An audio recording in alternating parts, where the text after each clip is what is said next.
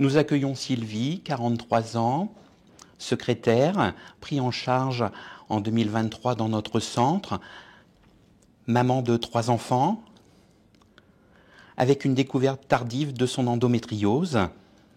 Vous pouvez nous raconter votre parcours ?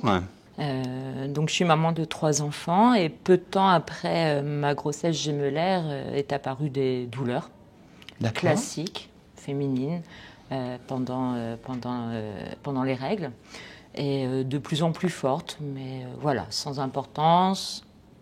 Et après quelques années, j'ai dû arrêter les hormones. J'étais sous pilule, j'ai dû arrêter les hormones et j'ai fait une ligature des trompes.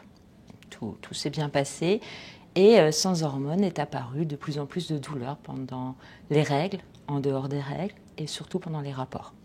Vous avez été entendue ? Oui et non. J'ai vu plusieurs gynécos. On n'a rien suspecté. J'ai été suivie ensuite par une sage-femme qui s'est posé quand même beaucoup de questions.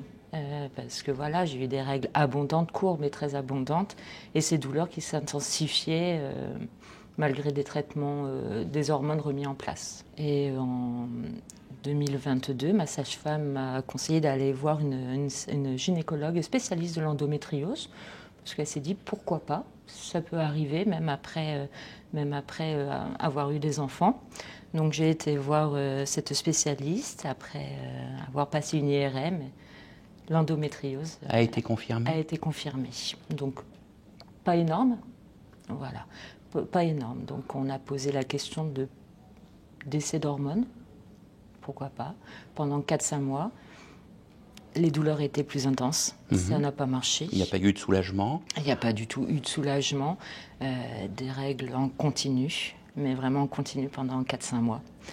Et donc retour chez le gynéco, et là on s'est posé la question de l'opération. Mais juste pour aller explorer.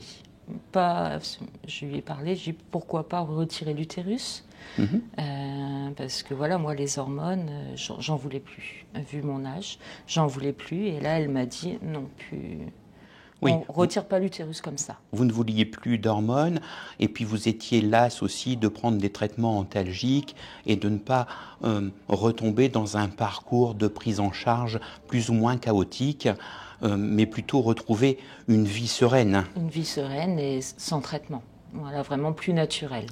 D'accord. Donc vous avez rencontré le chirurgien du centre de référence pour en discuter, et puis votre dossier est passé en réunion de concertation pluridisciplinaire pour poser cette indication opératoire. C'est ça. Et lors de cette réunion, on parlait plus d'endométriose. Il n'y avait plus d'endométriose après relecture de l'IRM. Donc là, déception, parce qu'on avait enfin mis des mots sur mes mots, quoi, finalement. Et donc j'ai demandé un deuxième avis au CHU d'Amiens. Et le chirurgien m'a écouté. Donc à ce moment-là, j'étais sous ménopause artificielle. Donc il m'a proposé soit d'attendre, de voir l'efficacité de cette ménopause, soit d'opérer si vraiment ça marchait pas, ou d'opérer si vraiment je ne voulais plus d'hormones. Voilà. Et en octobre 2023, j'ai été opérée. Donc l'indication opératoire est posée par le chirurgien gynécologue, oui, avec une double demande, ne plus avoir de traitement hormonal, et puis toujours cette situation d'améliorer votre qualité de vie. Oui, tout à fait. Et donc aujourd'hui, nous sommes à 4 mois de l'intervention. Oui. Et alors ? C'est génial. J'ai plus de douleur. Donc forcément, on m'a retiré l'utérus. Et là, quelques temps après, j'ai reçu l'histologie. Et oui, il y avait de l'endométriose, donc de l'adénomiose plutôt. Et quand j'ai lu l'histologie, j'en ai pleuré parce que ça y est. Vous aviez mis des mots voilà. sur votre souffrance. Voilà. Et depuis, bon. plus de douleur.